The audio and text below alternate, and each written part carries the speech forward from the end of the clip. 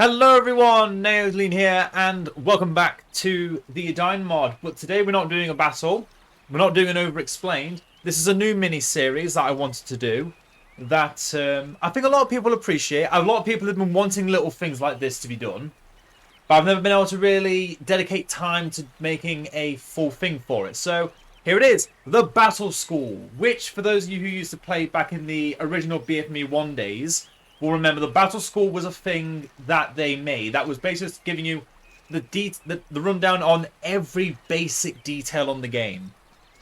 I want this to be a very similar educational style video series like that, but more detail. Mainly on big, more important things on the game that people might not realize exists, or how important it is that it exists. And the first one, which I have been recommended quite a few times to do this one, and I have been preparing for it, is the shortcuts or keybinds for basically the entire mod. And this goes for all of the mod. There are a few things that have been changed for the Edain mod's keybinds compared to base BFME's keybinds, because it actually regulates itself to the German keyboard instead of the more standard English or American keyboard. I don't know what you call it, but yeah, compared to the standard keyboard that a lot of people are used to, it's more regulated to the German keyboard. So to give you an idea of what that looks like, let's just click on Pippin, for example. You can see your toggle rock mode, you've got in the brackets a Y. So if I pressed Y, you can see it uses toggle ability. And then on Elven Cloak, it's X, then C, then V, then B. Go to Denethor, X, C, V, B. It's different because I think it might be because of that. But Gandalf also Y, X, C, V, B. That is the general sorting of all abilities for units, also for heroes even, also formation for the units, and then obviously X, C, V. If they added something else there, that would be B. Even on the building tier list, obviously because there's more buildings here, you can't then just have the 5. They do give you 6 other keybinds, so there's Y, X, C, V, B, N, A, S, D, D, F. Obviously, they eventually ran out because Gondor has so many different buildings. But basically, it's 11 keys. And there are a lot to go through. And obviously, 3 of those keys are also on every unit and hero. You've got Hold Ground Stance, G, Battle Stance, F, and Aggressive Stance, D. So again, just going on to here. They're now on Aggressive Stance. Pressing G, they're now in defensive stance. I want them in their formation. I press Y, they're now using their porcupine formation and have bonus damage from Formations of Gondor. Same with them, block formation, then because I press Y. Then if I want to use the Palantir, so I press, oh right, no, that doesn't work. Press X. There we go.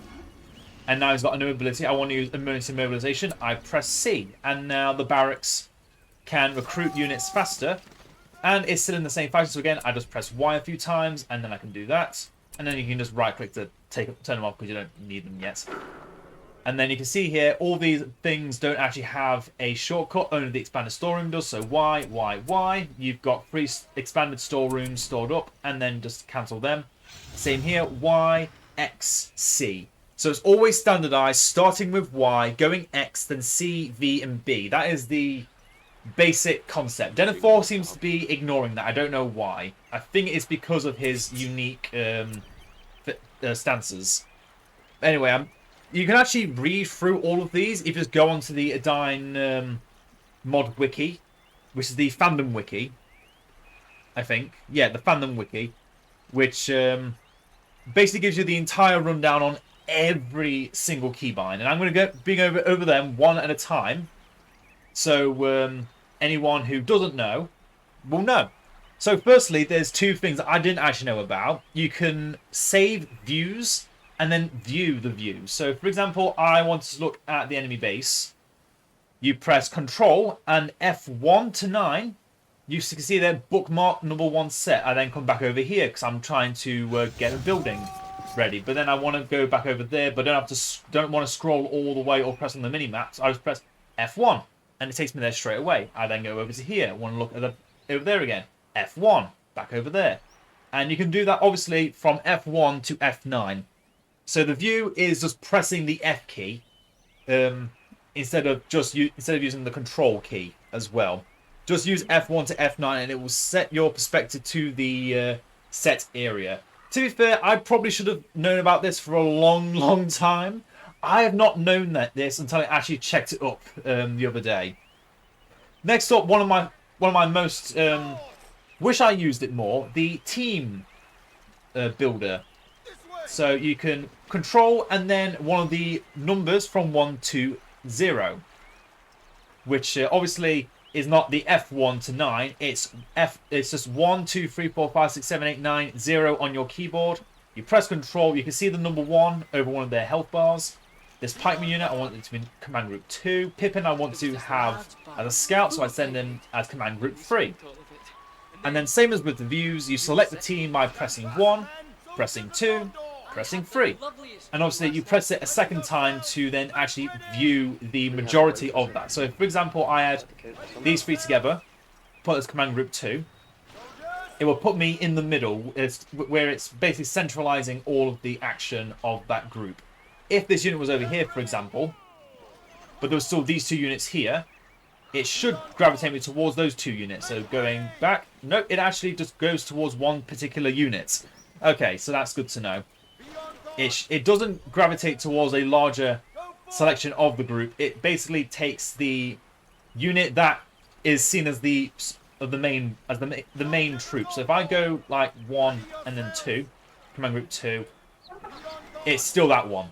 I think it might be dependent on the order in which they were made, which is odd because they were the starting units.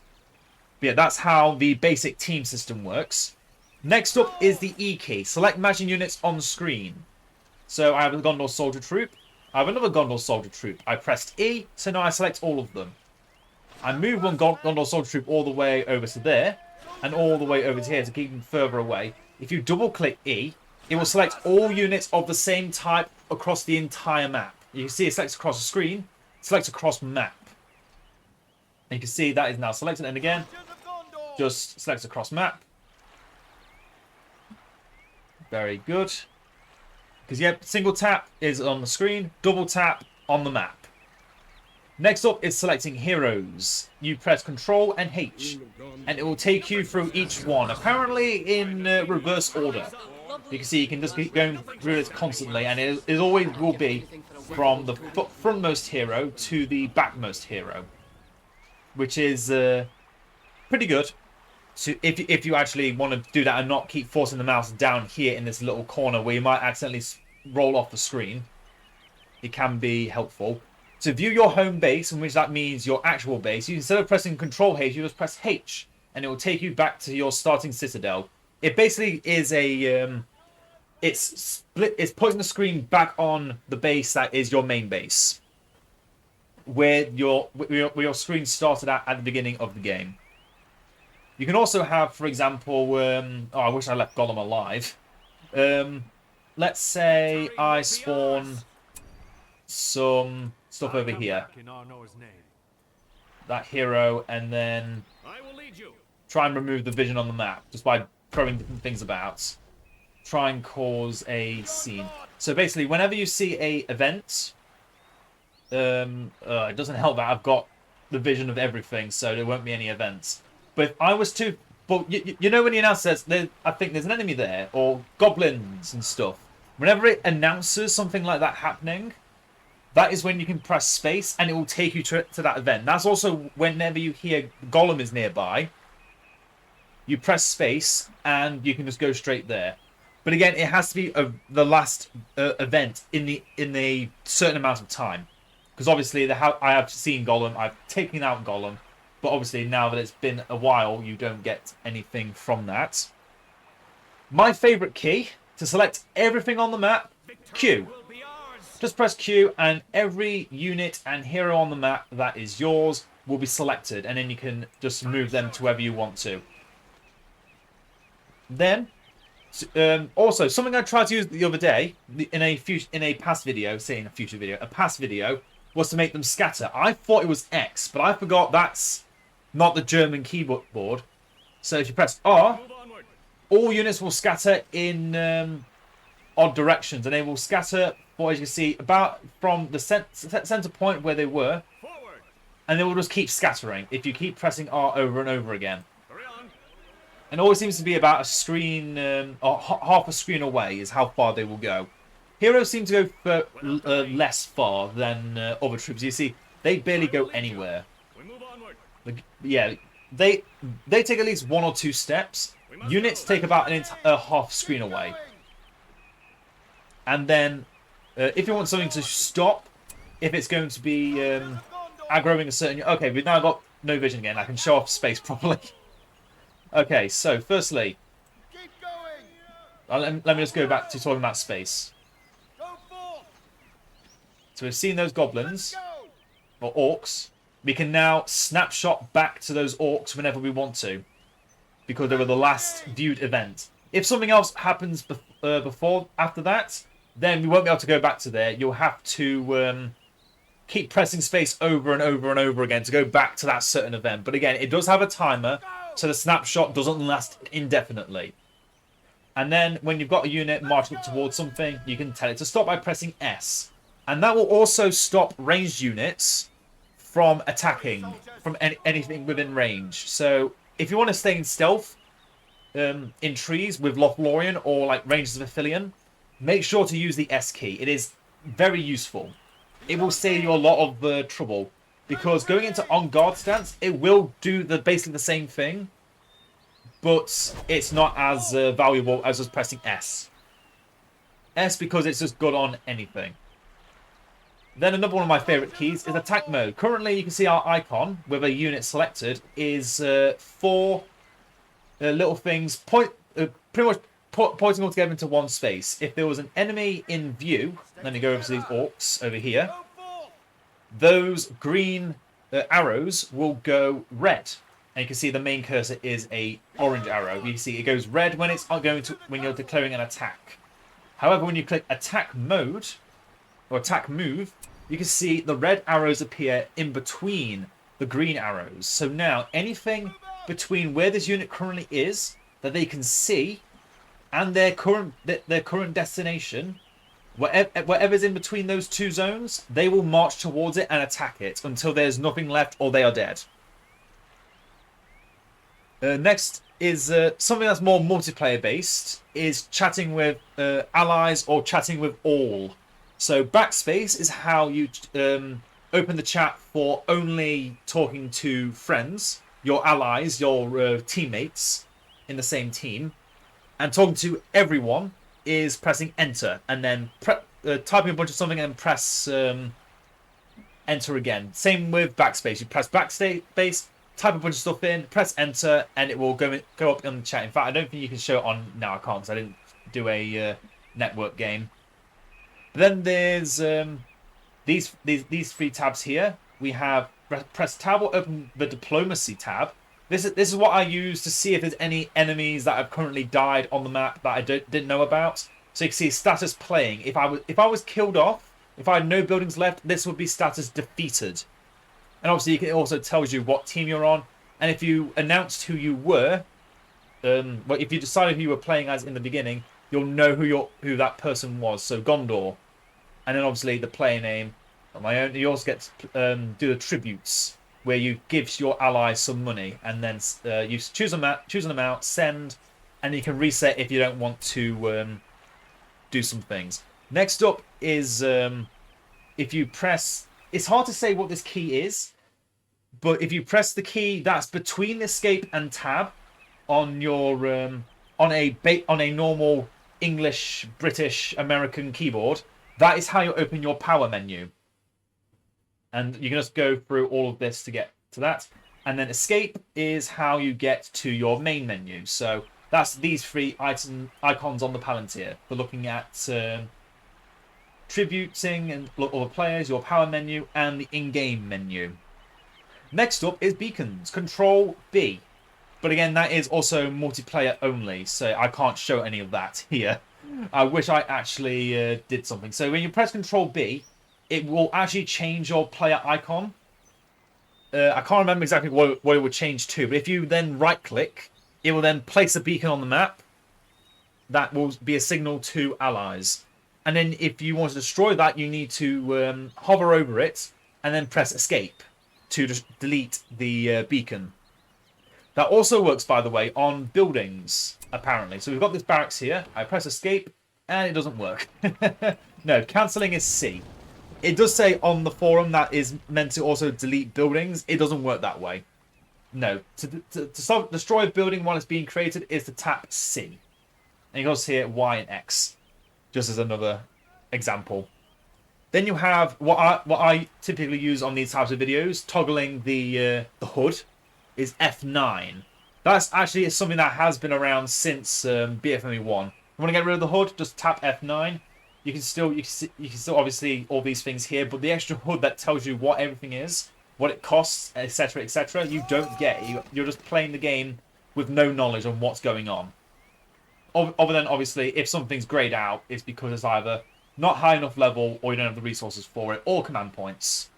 But yeah, you almost always want the HUD out because it also takes away your powers. For continuous selection, which basically means it's basically similar to pressing E. You can. Oh no, this is something different. So allows the player to add units to currently selected. Is just by shift and left clicking. Will add or remove units from the current selection. So that can also remove something so you have nothing in your selection anymore. But that can also work on heroes. But also if you click and drag, that is how you add certain things. But click and dragging only adds things. You can't remove them. You have to actually click them to remove them from your selected units. Also, if you press Control, it turns the selection into a lasso tool, which is reminds me of good old Photoshop days.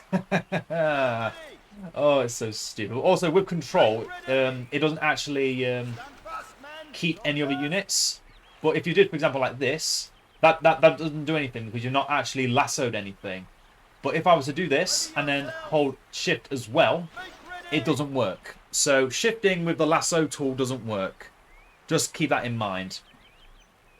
Now, F12, if you ever want to make a good screenshot, just press F12. It will stutter for a second, and you hear the ping sound of like you're actually taking a old camera shot.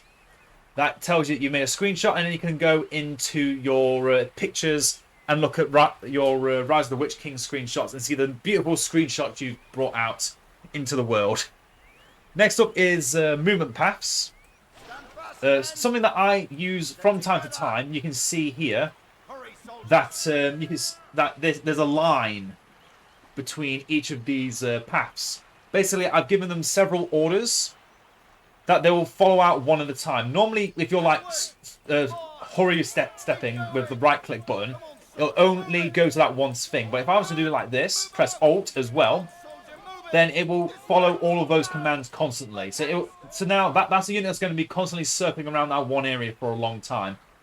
At some point, it will, at least when a certain part of the unit hits that point, it will then start moving towards the next point. It won't actually stop if you've got another selected point of interest. Then, if I had, for example, for the B button, which I just pressed, you can hear the ping noise, but nothing actually happening. That's because it only works on special units. I can actually prove it if I make a builder currently with thingy here. If I press B, it will select a builder because that is what the B button is for. It selects builders or other special units, and by that I mean the tribute cards of Angmar, the what else? The tribute cards of Angmar. Used to be the minstrels of Lothlorien, but something happened with them. I'm not sure what's gone on with them. But yeah, any like special unit that's on this HUD bar, but it's always at the far side, and you can't select by pressing Control H. Oh no, you can press control. Oh no, it doesn't work. But okay, calm down, then, 4. But yeah, the Pioneer seems to be different. But you can see when I go for Control H, it ignores the builders because builders have their own control key. And then selecting all heroes is O, not 0. O. Be careful not to mix those two up. So O allows you to select all your heroes all across the map, similar to Q, but only for all your heroes. Now, those are all the ones that it shows on the HUD commands on the Edain forums, but I know a few others. If you press Z, it opens the planning mode, which is basically the same as using the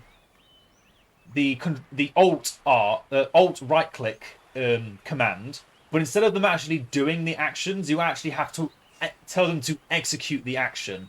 If I was to leave it out of here by pressing Z again, the actions still exist, but if I was to then move this here, that command will still exist. It's just that it would then snapshot to where its current location is. I can delete the action, and it will delete the most recent action that I did. So if I did that one there, cancel it, I want to do it over there instead. And then when you press execute, it will execute the actions. So if you want to actually plan a lot of things to happen all at once, but you don't want your opponents guessing that you're actually 5-heading them, use the Z key to use planning mode. They will not have a clue what's going on. They'll think you're cheating or have some AI bot helping you because no one expects the planning mode to actually be used. Other than that, that is all the shortcuts I am aware of. I'm just going through a few just in case I might have missed any. Obviously, as I said before, D, F, and G for those stances. Then Y, X, C, V, and B for your basic Palantir HUD. In fact, you can see it on this side as well. C does. Oh no, C did do something. That was the Palantir, right? But yeah, that is basically everything I know about the all of the different hotkeys. The what you want to call them, shortcuts, hotkeys, keybinds. Basically, that's all of them. That's all of them that I know of. If anyone knows any others, please let me know because you know, add to the well of knowledge of the battle school. And I'll be making more of these videos just as a nice little educational type videos for people that want to learn a little bit more about the game that they probably didn't know about unless they've actually gone through all this information on the on each individual forum. Hope you've all enjoyed. I hope you've all learned something, and I will see you all in the next one. Farewell.